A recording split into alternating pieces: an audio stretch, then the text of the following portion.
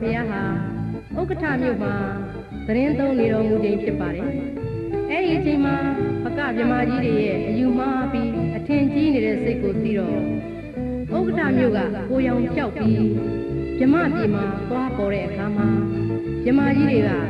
ကျွန်ုပ်တို့ရဲ့ဘုံဘဝဟာမြဲတယ်။ပိုခြင်းနာခြင်းသေခြင်းလည်းမရှိဘူး။အကောင်းဆုံးပဲလို့စီးပြီးပြောလိုက်တယ်။ပြီးတော့မြတ်စွာဘုရားကအချင်းပကဗြဟ္မာ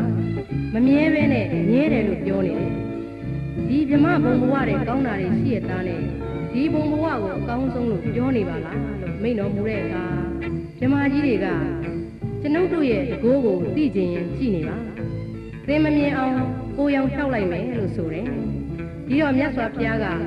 ဖြောက်နိုင်ရင်ဖြောက်စမ်းလို့ပြောတော့ကိုရောင်ဖြောက်လိုက်မယ်လို့ပြောနေပေမဲ့ဖြောက်လို့မရပါဘူးမြတ်စွာဘုရားကပကဗြဟ္မာကြီးကိုဖြောက်လို့မရအောင်တကိုးနဲ့တားထားလိုက်ပါတယ်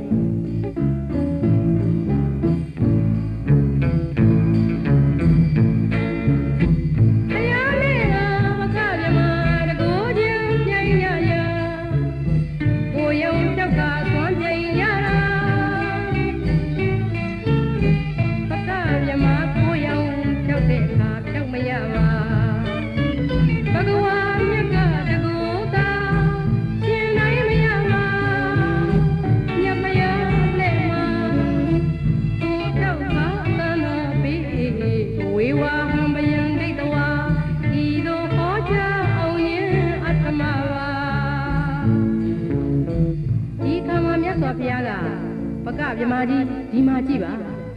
ငါဖယားကိုရောင်ဖြောက်လိုက်မယ်ဆိုပြီးဖြောက်လိုက်တာကိုရောင်ကြောက်သွားတဲ့အတွက်ဗြဟ္မာကြီးတွေလည်းမမြင်ကြရတော့ဘူးပေါ့အဲ့ဒီတော့မှမြတ်စွာဘုရားကငါအတန်ကိုသာကြားစေလို့အဋ္ဌံပြုပြီးတော့ဘဝေဝဟံဗယံဒိတဝါဘုံဘဝဆိုတာဘေးရမယ်ဘယ်ဘဝမှငါမစွဲလို့ဟောလိုက်တယ်ဒီတော့မှဗြဟ္မာကြီးတွေကတော်တော်တကူကြီးရဲ့မြတ်စွာဘုရားပါလားလို့အံ့ဩချီးမွမ်းဥခိုက်ကြပါတော့တယ်ရှင်